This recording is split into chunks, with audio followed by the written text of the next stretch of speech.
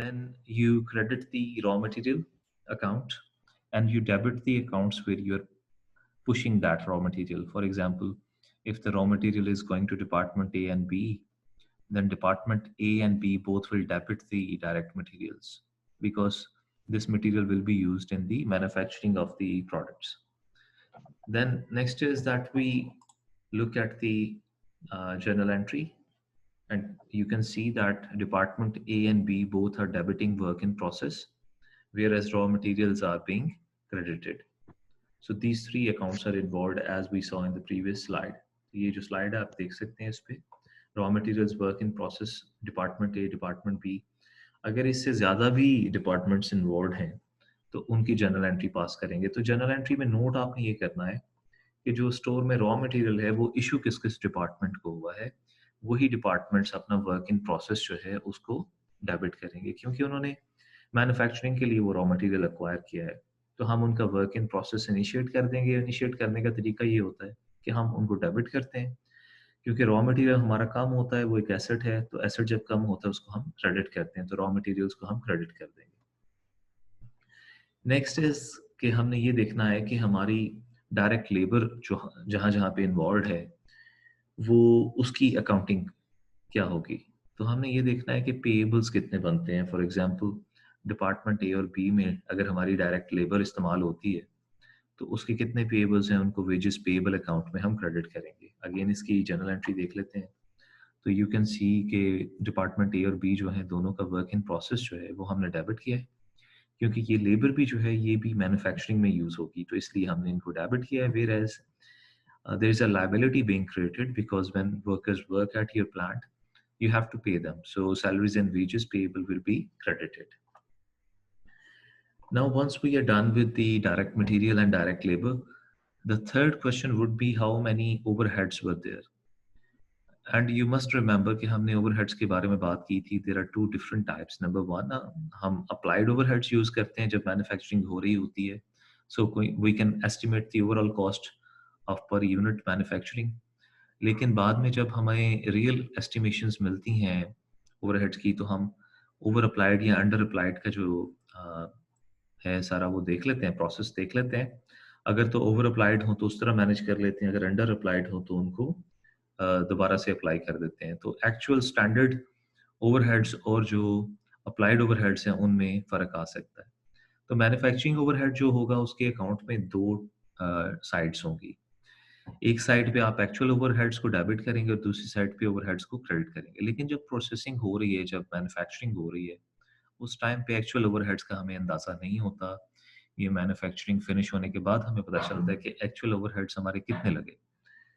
तो while the manufacturing is being done, हम manufacturing overhead account को डेबिट नहीं करते. ये हम तब करते हैं जब हमारी मैन्युफैक्चरिंग कंप्लीट हो जाती है.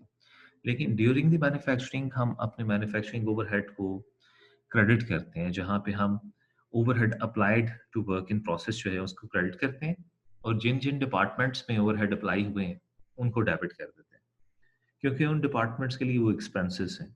लेकिन कंपनी के लिए वही ओवरहेड्स पेएबल हैं, तो हम ये वाली एंट्री पास करते हैं जिसमें हमारे पास डिपार्टमेंट ए और बी जहाँ पे हमारे पास ओवरहेड्स इस्तेमाल हुए थे उनके वर्क इन प्रोसेस को हम डेबिट कर देते हैं और मैन्युफैक्चरिंग ओवरहेड्स जो हैं उनको क्रेडिट कर देते हैं. यहाँ पे एक और चीज़ भी आपने नोट करनी है, वो ये कि वर्क इन प्रोसेस का जो अकाउंट है दोनों डिपार्टमेंट्स के लिए, उसमें हम मैन्युफैक्चरिंग की तीनों कॉस्ट जो हैं, direct material, direct labour, applied overheads, ये तीनों डेबिट हुई हैं. तो जब यहाँ से वर्क इन प्रोसेस से हम फिनिश गुड्स को ट्रांसफर करेंगे तो वर्क इन प्रोसेस को क्रेडिट करेंगे. कितनी अमाउंट्स है, इन तीनों की अमाउंट है. डायरेक्ट मटेरियल कितना यूज हुआ है, डायरेक्ट लेबर कितनी वहाँ पे अप्लाई हुई है और ओवरहेड्स कितने अप्लाई हुए हैं. तो इस तरह से हम ये तीनों जो हमारे पास कॉस्ट हैं इनको ट्रांसफर करते हैं. अगर तो सीक्वेंशियल एक्टिविटीज़ हैं, जैसे यहाँ देखिए कि डिपार्टमेंट ए से डिपार्टमेंट बी में वर्क ट्रांसफ़र हो रहा है क्योंकि पहले उस पे डिपार्टमेंट ए जो है, फॉर एग्जांपल जैसे बॉल पॉइंट मैन्युफैक्चरिंग की मैंने बात की थी, तो उसमें आपको पता है कि एक प्लास्टिक जो है उसको एक शेप में लेके आना होता है, एक डाई में से गुजारना होता है. तो फॉर एग्जांपल डिपार्टमेंट ए जो है वो डाई का डिपार्टमेंट है, वो उनकी जो स्ट्रक्चर है प्लास्टिक का वो क्रिएट कर रहा है.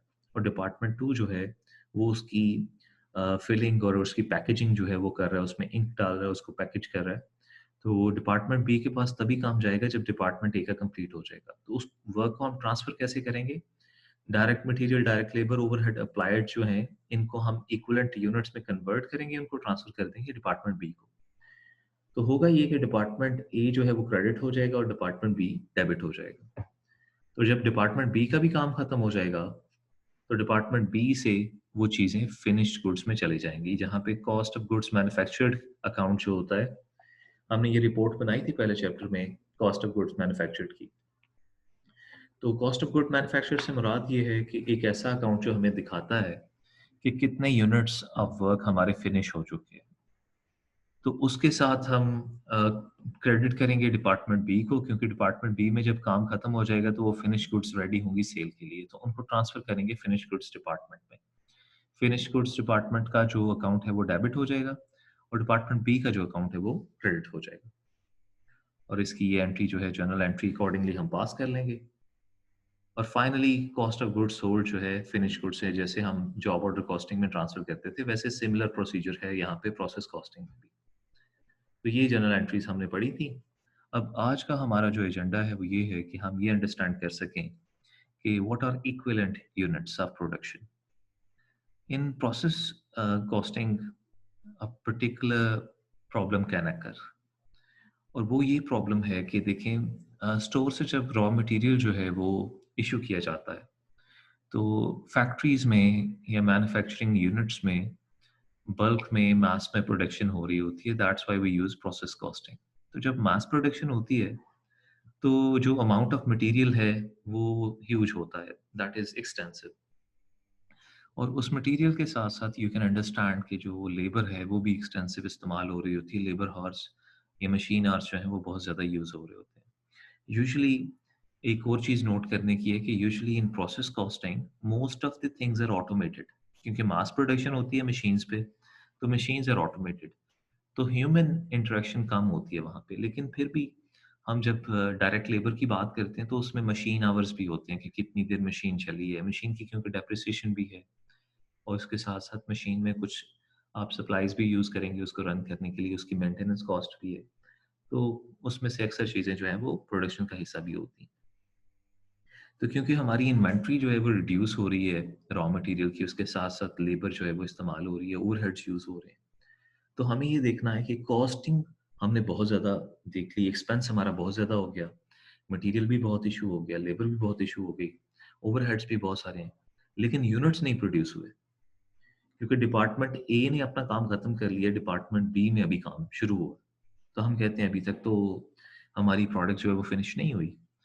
लेकिन इक्विवेलेंट यूनिट से मुराद ये है कि हम अपने जितना भी काम वर्क इन प्रोसेस है उसको फिनिश यूनिट्स के इक्विवेलेंट में कन्वर्ट करें, ताकि हमें ये पता चल जाए कि how much percentage of the work is completed and how many units can be sold readily.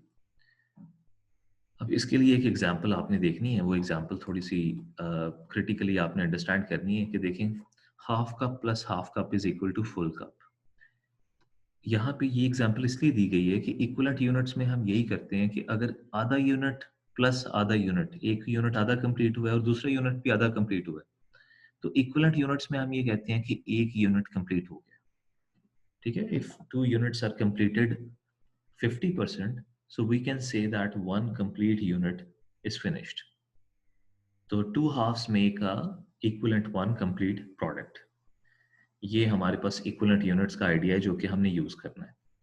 इससे हम ये देखेंगे कि एक पर्टिकुलर डिपार्टमेंट में एक मटेरियल के हवाले से कितने परसेंट काम कंप्लीट हुआ है, 70% हुआ है, 60% हुआ है, 50% हुआ है, या फिर लेबर के हवाले से कितने परसेंट काम कंप्लीट हुआ है, या ओवरहेड्स के हवाले से कितने परसेंट काम कंप्लीट हुआ है।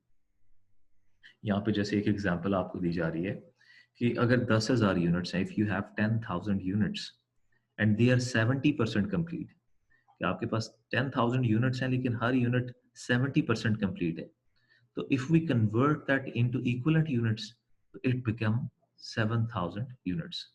Why? Because 10,000 को जब आप 70% से 0.7 से मल्टीप्लाई करेंगे तो वो 7,000 यूनिट्स बनेंगे। तो ये इक्विवेलेंट यूनिट्स का आइडिया है जो कि बहुत इंपॉर्टेंट है प्रोसेस कॉस्टिंग के लिए। तो यहाँ पे मैं आपसे ये क्वेश्चन ज़रूर करूँगा, आप रिप्लाई करें कि आपको इक्विवेलेंट यूनिट्स की अंडरस्टैंडिंग हुई है या नहीं? इसमें कोई क्वेश्चन है तो उसको हम अभी क्लियर करें, क्योंकि इक्विवेलेंट यूनिट्स प्रोसेस कॉस्टिंग में बार-बार इस्तेमाल होंगे।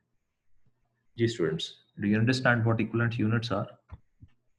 सर वो तो ठीक है सर, समझ में आ गई सर, लेकिन सर बुक में सर कोई है इसका क्वेश्चन, कोई आएगा सर इसका लेंथी क्वेश्चन कोई numerical?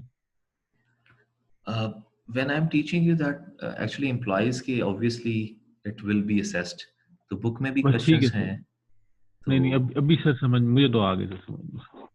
Okay, any other student, कोई इशू है, कोई एम्बिग्युइटी है तो you can ask the question. No sir, समझ आ गया।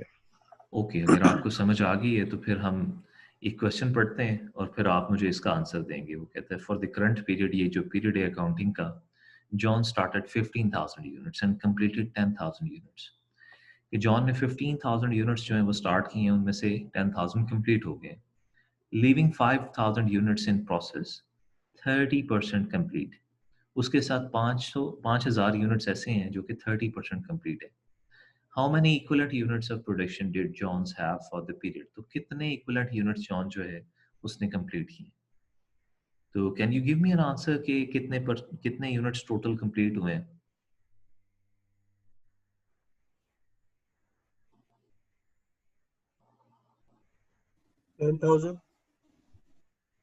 सर बी आंसर है 11,500।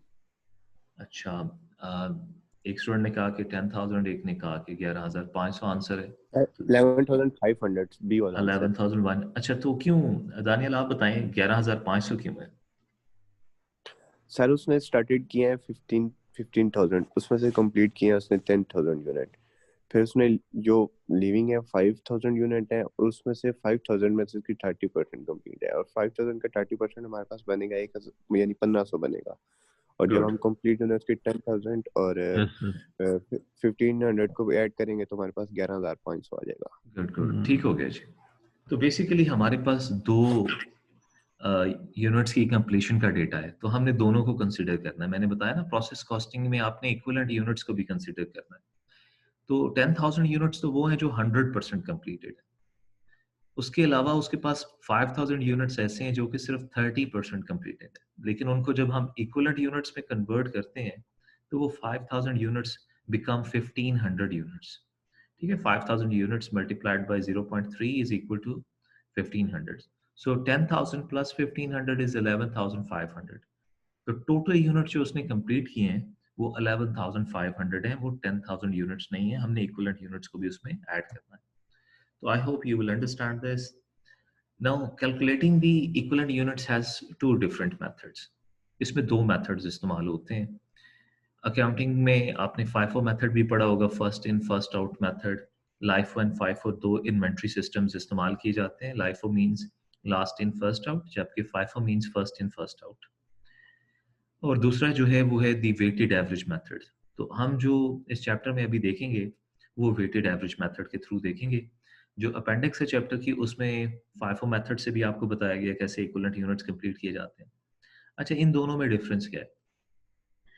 देखिए, कुछ ऐसी इंडस्ट्रीज होती हैं जैसे रेस्टोरेंट्स हैं। तो रेस्टोरेंट्स में आपको पता है कि फ्रेश फूड जो है वो सर्व करना होता है, पुराना फूड तो सर्व नहीं कर सकते आप। तो जो चीज़ आज आई है उसको आज आप प्रिपेयर करके प्रेजेंट करते हैं। लेकिन कुछ चीज़ें ऐसी होती हैं जिसमें पुराना मटेरियल जो है वो as compared to new material जो है वो ज़्यादा वैल्यूएबल होता है। जैसे दियार का फर्नीचर है, ठीक है, एचन्यूटी फर्नीचर है। पुराने फर्नीचर जो है एंटीक प्रोडक्ट्स होती हैं। इसके अलावा चावल होते हैं, जो पुराने चावल होते हैं वो नए चावल से अक्सर महंगे बिकते हैं। तो इस तरह की कई चीज़ें हैं जहाँ पे पुरानी इन्वेंट्री जो है वो लास्ट इन फर्स्ट आउट वाला इशू होता है। लेकिन फर्स्ट इन फर्स्ट आउट का मतलब ये है कि जो चीज़ पहले आएगी वो पहले बिकेगी। जो पहले रॉ मटेरियल आएगा उसको पहले मैन्युफैक्चर किया जाएगा, पुराने को बाद में बेचा जाएगा। On the other hand weighted average में ये होता है कि आप मुख्तलिफ चीज़ों को वेटेज प्रोवाइड करते हैं कि किसका कितना वेट है। जैसे मटीरियल का कितना वेट है, लेबर का कितना वेट है, ओवरहेड्स का कितना वेट है। तो इस तरह से आप वेटेड एवरेज में कैलकुलेशंस करते हैं। The weighted average method makes no distinction between work done in prior और current period. तो weighted average में ये distinction नहीं होती कि पुराना सामान कौन सा है और नया सामान कौन सा है, पुरानी प्रोडक्शन कौन सी है और नई प्रोडक्शन कौन सी है, पहले वाले बैचेस कौन से हैं और नए वाले बैचेस कौन से हैं, सब बैचेस को एक ही तरह से कंसीडर किया जाता है। Blends together units and cost from pure and current periods. तो करंट एंड प्योर पीरियड जितने भी होते हैं उनके यूनिट्स और उनकी कॉस्टिंग को हम ब्लेंड कर लेते हैं वेटेड एवरेज में, ठीक है। अब इसमें वेट्स क्या होंगे, इसमें प्रोडक्शन का जो लेवल होगा वो उसके वेट्स होंगे कि किस पीरियड में कितनी प्रोडक्शन हुई है एज कंपेयर टू कि कितनी पुरानी और कितनी नई प्रोडक्शन है। So cost per equivalent unit कैसे कैलकुलेट करेंगे हम इसमें वेटेड एवरेज में, that would be equal to cost for the period, इस पीरियड में कितनी कॉस्ट हुई है, टोटल कॉस्ट। आपको पता है कि जो मैन्युफैक्चरिंग कॉस्ट है पीरियड के लिए कैसे कैलकुलेट करते हैं, divided by equivalent units of production for the period, कि कितने इक्विवेलेंट यूनिट्स प्रोड्यूस हुए हैं। जैसे हमने इक्विवेलेंट यूनिट्स अभी कैलकुलेट किए 11,500, तो अगर आपकी कॉस्ट 1 लाख है तो 1 लाख डिवाइड बाय 11,500, तो आपकी कॉस्ट पर इक्विवेलेंट यूनिट आ जाएगी।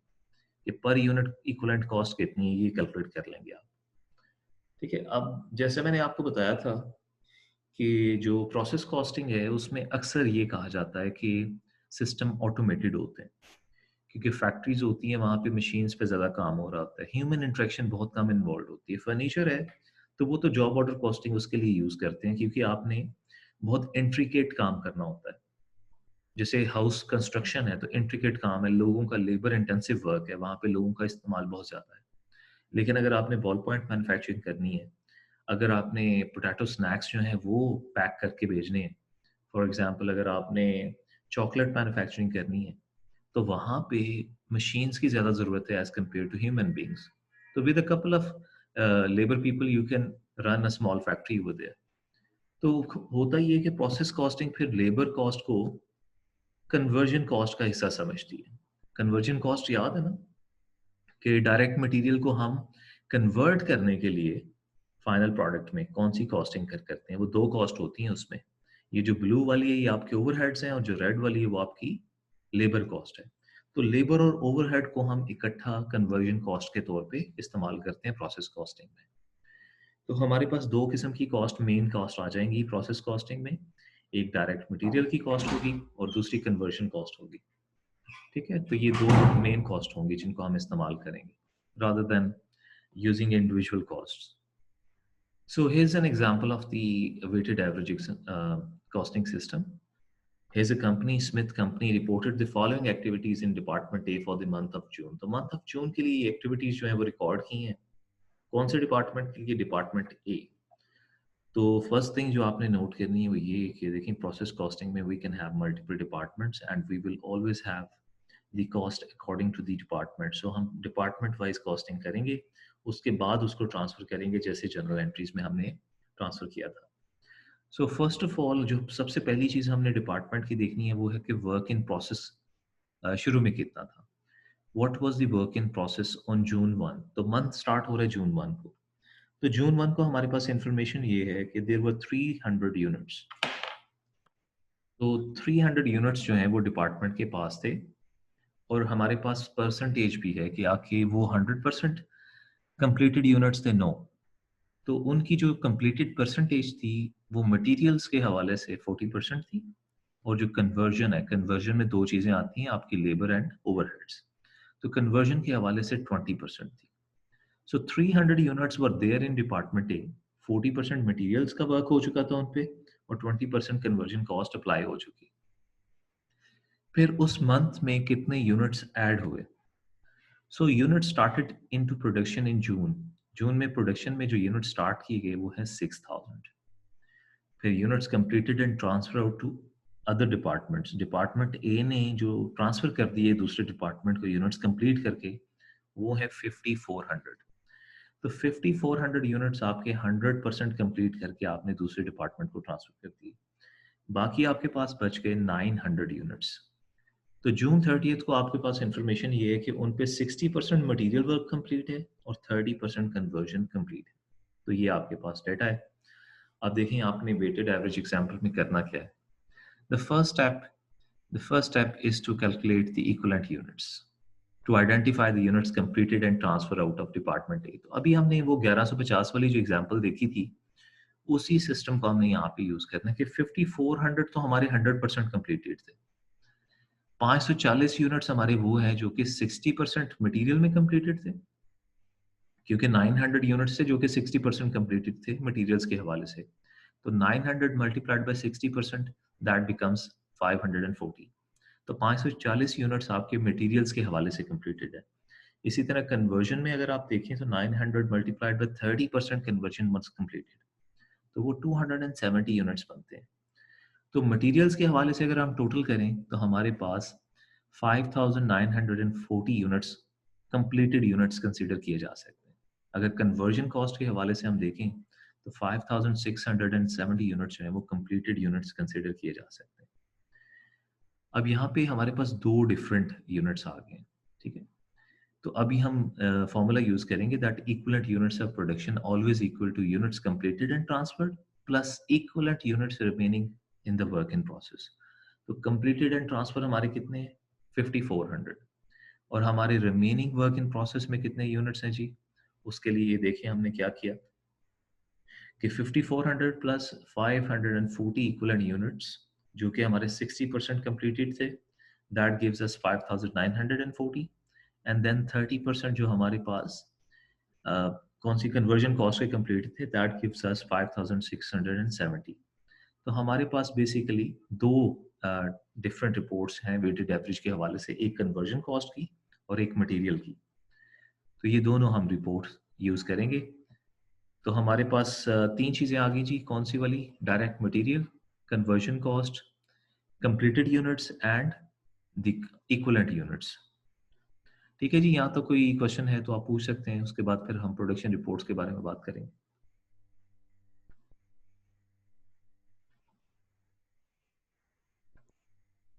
स्टूडेंट समझ आ गई आप लोगों को? कोई क्वेश्चन है सर इसका एग्जांपल के टाइप, मतलब बुक क्वेश्चन मैं आपको दूंगा ना एक्सरसाइज में से, एज एन असाइनमेंट क्वेश्चंस दूंगा, वो आप करेंगे। सिमिलर एनालिसिस है उसमें, आपने यही देखना कि डिपार्टमेंट कौन सा है। एक सब सर असाइनमेंट में देंगे सर, एक पैर सर खुद करवा दीजिएगा सर काइंडली। ठीक है, मैं आपको ही करवा दूंगा, लेकिन असाइनमेंट का क्वेश्चन नहीं करवाऊंगा। असाइनमेंट आपकी अलग असाइनमेंट होगी, का नहीं मैं आपको करवाइएगा सर, एग्जांपल वैसे ही मतलब हाँ वैसे ही करवा दीजिएगा। आप ना थोड़ा सा आई थिंक थोड़ा सा मिसअंडरस्टैंड करें, ये आपको एग्जांपल करवा रहा हूँ मैं। This is an example. अगर वो स्लाइड्स पे लिखी हुई है इसका मतलब ये नहीं है कि ये न्यूमेरिकल नहीं हम सॉल्व करें, हम न्यूमेरिकल ही सॉल्व कर रहे हैं, ठीक है ना। All the things that you are watching on the slides they are an example of the numerical, but anyway I will have a couple of questions from the exercise that we will solve in the class, no problem. but मैंने question मेरा ये था कि किसी को कोई question है तो वो पूछ सकता है अभी।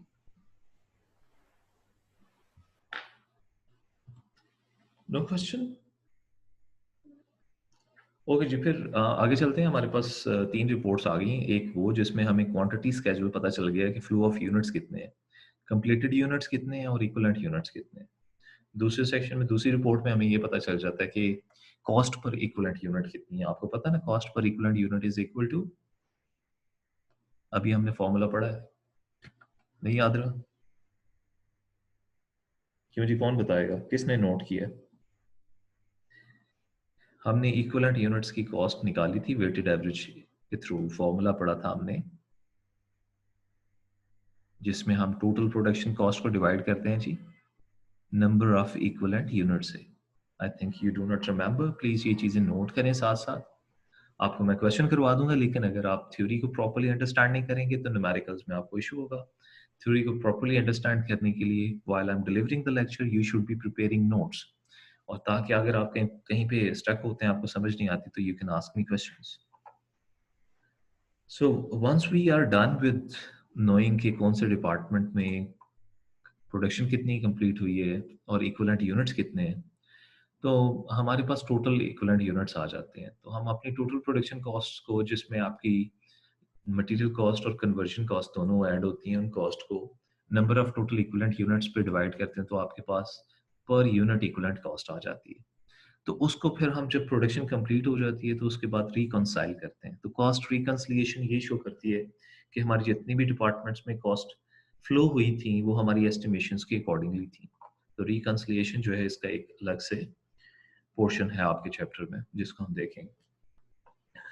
सो अब यहाँ पे एक और एग्जांपल है प्रोडक्शन रिपोर्ट्स के हवाले से कि assume that double diamond skis uses a weighted average method. ये एक स्कीज बनाने वाले, ये जो बर्फ पड़ती है मालम जब्बा पे, तो आपने देखा होगा स्की कॉन्टेस्ट्स होते हैं, लोग स्कीइंग करते हैं वहाँ पे, तो उसकी जो पर्टिकुलर स्कीज। सर हाँ जी प्लीज, क्वेश्चन है कोई आप? सर मोहसिन अजीम मेरे मैसेज कर रहा है कि मेरी ऑडियो कनेक्ट नहीं हो रही sir. How can I help? Mohsin Aziz को मैं कैसे हेल्प कर सकता हूँ उसकी ऑडियो कनेक्ट करने में? चलो सर मैं उसको जो है ना बता देता हूँ। मैं कैसे हेल्प कर सकता हूँ? वो तो आप अगर मोबाइल से कनेक्टेड हैं तो उसमें ऑप्शन होता है अपनी ऑडियो को ऑन करने का, और जब आप ओके कंप्यूटर पे कनेक्ट करते हैं तो आपको शुरू में एक मैसेज आता है कि कनेक्ट विद कंप्यूटर ऑडियो। उसको यस आप सर। यस करते हैं तो फिर आपकी कनेक्ट हो जाती है ऑडियो। इसमें चलो मेरा सर मैं कोई रोल नहीं है, आई थिंक वो उन्हें खुद ही करना पड़ेगा। ओके गाइस, ऐसा है कि ये जूम सेशन एंड हो रहा है, तो मैं आपको एक और लिंक भेजता हूँ, तो उस पर हम फिर यहीं से स्टार्ट करते हैं, ठीक है?